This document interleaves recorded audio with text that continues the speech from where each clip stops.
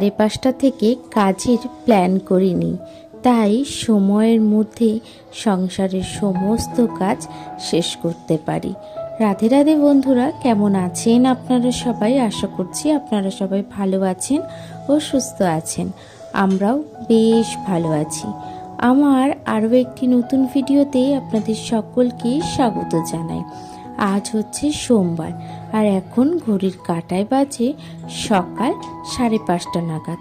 সকাল বলুন ভোর বলুন, দুটোই কিন্তু বলা যায়। তো এখন থেকেই আপনাদেরকে সাথে নিয়ে আজকের ভিডিওটি আমি শুরু করলাম। আশা করছি আজকের ভিডিওটি আপনাদের বেশ ভালো লাগবে। ঘুম থেকে উঠে বাসি কাপড়টি ছেড়ে সবার প্রথমে গেট খুলে নিয়েছি। এদিকে গেট খুলে বাসি কাজগুলো শুরু করে নিয়েছি।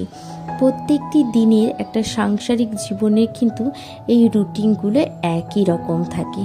তারপরেও সময়ের সাথে সাথে প্রত্যেকটি দিন কিন্তু আমরা শিডিউল হিসেবে কাজগুলোকে ঠিক করি, তাহলে মনে করি কাজের পরিমাণটা অনেকখানি কমে যাবে। এই যে দেখুন, ঘুম থেকে উঠেই প্ল্যান মাফিক যদি আমি কাজগুলো করি, তো সেখানে কিন্তু অনেকটা কাজের সময়টাও কম লাগে, আর তারপরে কাজটিও কিন্তু খুব তাড়াতাড়ি শেষ হয়। তো যাই হোক, এদিকে দেখুন গল্প করছি, আর এদিকে আমার কাজটি অনেকটা এগিয়ে গেছে। ঘর দুয়ারগুলো সমস্ত ঝাড় দিয়ে বাইরেটাও ঝাড় দিয়ে দিয়েছি। আমাদের বাইরের রাস্তাটি যেহেতু ওই গঙ্গার জলের পাইপ লাইনের জন্য খোঁড়া হয়েছিল। অবশ্য আমাদের বাড়িতে গঙ্গার জলের লাইন আছে, কিন্তু সামনের কিছু বাড়িতে ছিল না, তো সেটারই কাজ করেছে।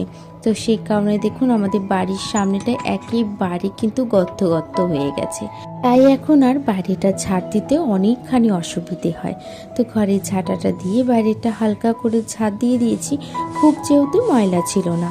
তো তারপরে গোরদুয়ারে জল দিয়ে চলে এসেছি ছাদে। ছাদে এসে এখন হচ্ছে ঠাকুর ঘরটি খুলে দিয়েছি।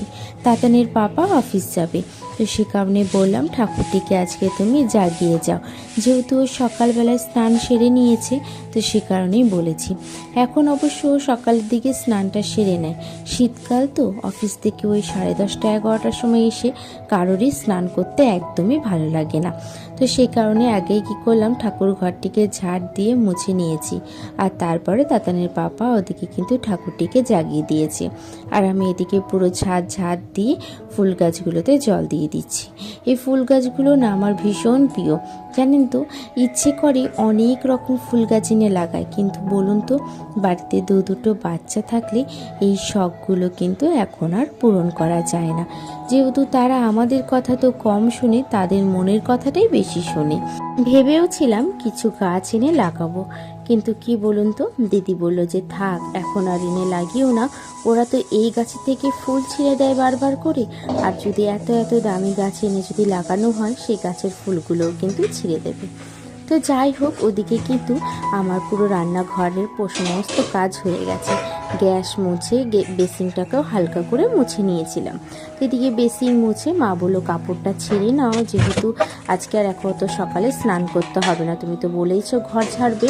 তো সেই কারণে ভাবলাম কাপড় জামাটা ছেড়ে, একটু ঠান্ডাও লাগছিল বেশ দেখলাম, তাই সোয়েটারটা পরে আগেই সবার প্রথমে সকালে রান্নাগুলো সেরে নেব। সকালে রান্না বলতে এখন ভাত করব, আর অল্প কিছু আলু ভাজা করব। আজকে আবার আমাদের পড়েছে একাদশী, তো সেই কারণে কিন্তু আজকে খাওয়ার মধ্যে শুধু বাবু খাবে, আর দুটো বাচ্চা আর দাদা খাবে। তো দাদা আসুক, তারপরে দেখা যাবে কি একটা সবজি করে দেবো, আর তাছাড়া কিন্তু ওই ভাত আর আলু ভাজা দিয়ে সকালের খাবারটা বাবু খেয়ে নেবে। ওদিকে ভাতটা নামিয়ে নিয়েছি, ভাতটা নামিয়ে উপর দিয়ে দিয়েছি, আর এদিকে দেখুন কালো জিরে ফোড়ন দিয়ে আলুটা আমি বসিয়ে দিয়েছি। আজকে আর আপনাদের সাথে আলু ভাজার রেসিপি শেয়ার করলাম না। সবাই তো জানেন নুন হলুদ লঙ্কা দিয়ে আলু ভাজা হয়, কিন্তু হ্যাঁ, আমরা লঙ্কাটা দিই না, যেহেতু বাচ্চারা খায় সেই কারণে। আর তারপরেও কিন্তু জানেন তো, আজকে মা বললো লঙ্কাটা দাও, একটুখানি গোটা রেখে দাও, তাহলে চিড়ে না দিলেই হলো, ঝালটা তো আর বেরোবে না। তো যাই হোক, এদিকে গল্প করতে করতে আমার আলু ভাজাটাও হয়ে গেছে।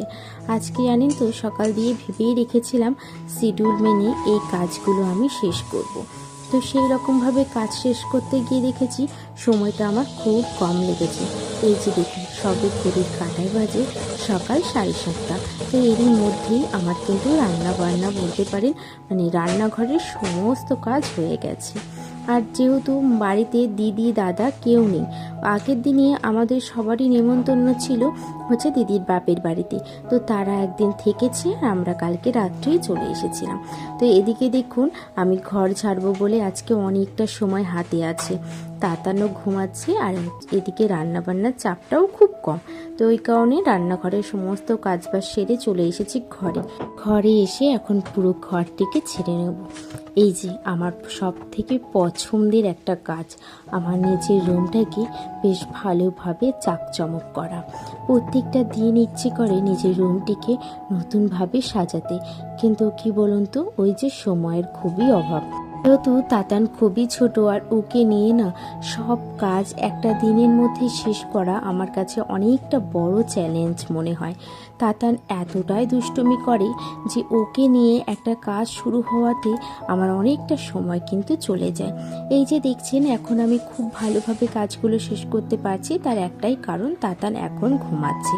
তো এদিকে যেহেতু তাতান ঘুমাচ্ছে ওই কারণে আমি কাজগুলো কিন্তু খুব তাড়াতাড়ি শেষ করতে পারছি। ওপরের পুরো শোকেজের টেডিগুলো থেকে সমস্ত জিনিস ঝেড়ে মুছে সুন্দর করে রেখে দিয়েছি। তারপরে এখন কাছে যে অংশগুলো আছে সেখানে সমস্ত জিনিসগুলোকে বের করে হালকা করে ঝেড়ে মুছে এখন সুন্দর করে রাখছি। এই যে নতুন যে গাড়িটা দেখলেন এটি কিন্তু কাঠের গাড়ি, এটি ভাই অযোধ্যা থেকে আমাকে এনে দিয়েছে। অনেক দিন আগে এনে দিয়েছে, কিন্তু ওই যে তাতানের ভয়ে আমি আর বের করতে পারিনি। আজকে ভাবলাম বের করে দিই, বের করে গুছিয়ে রাখি, কারণ কি এখানের কিছু জিনিস তাতান নিয়ে ভেঙে দিয়েছে আর তাই সেই অংশটা না একেবারেই ফাঁকা ফাঁকা লাগছে। সে কারণে আজকে এই কাঠের গাড়িটা দিয়ে আমি সুন্দর করে সাজিয়ে রেখেছি। কিছুদিন পরে আমাদের বাড়ির সামনে একটা মেলা আছে, সব থেকে বড় মেলা বলতে পারেন, এশিয়ার দ্বিতীয়তম মেলা। আপনারা যারা হাবড়ার মধ্যে থাকেন তারা তো খুব ভালো করে জানেন বাণীপুরের মেলার সম্বন্ধে। তো এই যে তাই ভাবছি কি মেলা থেকে কিছু শোপিস কিনবো যেটিতে দিয়ে ঘরটিকে সুন্দর করে সাজাতে পারবো। তো দেখুন এদিকে কিন্তু আমার শোকেজের কাজগুলো বলুন, শোকেজের সমস্ত জিনিসপত্র গোছানো হয়ে গেছে। তারপরে চলে এসেছি ফ্যানটিকে ঝাড়তে। সেই ওই যে পুজোর সময় ফ্যানটিকে পরিষ্কার করা হয়েছিল, তারপরে আর ফ্যানে হাতই দেওয়া হয়নি।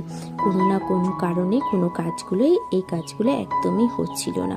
তো আজকে ভাবলাম এখন তো গরম তো নেই, শীত পড়ে গেছে, ফ্যানটিকে পরিষ্কার করে ভালো করে রেখে দেবো।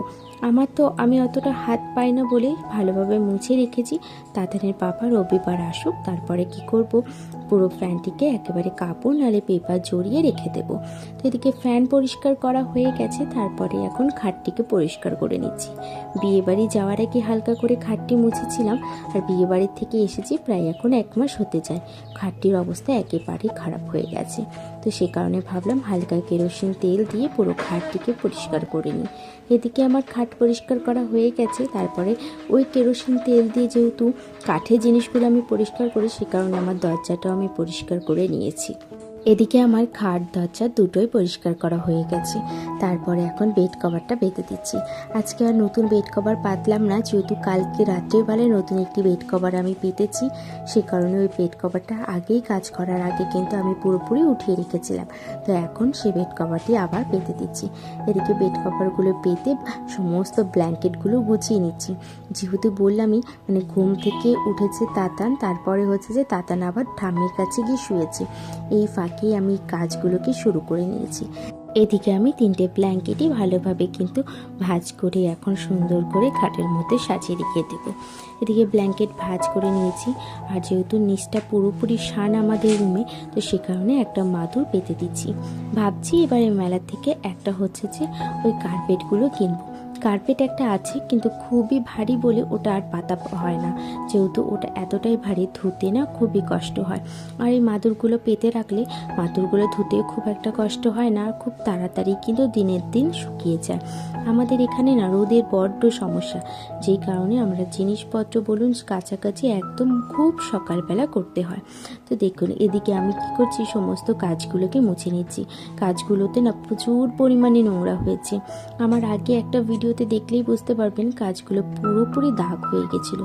তো সেই কারণে ভালো করে ডলে ডলে আমাকে কাজটি পরিষ্কার করতে হচ্ছে। এই যে এই কাজটি দেখেছেন, মানে নতুন শোকেজের যে কাজটি, ওটাতে এতটা দাগ হয়েছে, দেখছি দাগের ছাপগুলো ঠিক রয়েই গেছে। তো যাই হোক, এদিকে পুরো শোকেজ পরিষ্কার করার পরে এখন আমি আলমারিটাও পরিষ্কার করে নিচ্ছি। জানেন তো, সবার প্রথমে আমি আলমারিটাই পরিষ্কার করেছিলাম, কিন্তু যাই হোক ওই আগে পরে করে ভিডিওটা এডিট করতে গিয়ে আমার হয়ে গেছে। যাই হোক, আমার আলমারিটাও কিন্তু পরিষ্কার করা হয়ে গেছে। আর এদিকে গোপুসোনাকে পরিষ্কার করে দেখুন শোকেজের ওপরটি কি সুন্দর যে লাগছে। আমার খুব পছন্দের জায়গা, জানেন তো এটা। তো দেখুন, গোছানোর পরে আপনাদের সাথে আমার পুরো রুমটিকে শেয়ার করছি। খুবই ছোট্ট রুম, কিন্তু এই রুমটিকে আমি ছোট হলেও খুব সুন্দর করে যত্ন করে গুছিয়ে রাখতে চেষ্টা করি। তো তারপরে আর কোনো রকম ভিডিও করা হয়নি। এটা সন্ধেবেলায় সন্ধে দিচ্ছি। তো চলুন, আজকের মতন ভিডিওটা আমি এখানেই শেষ করলাম।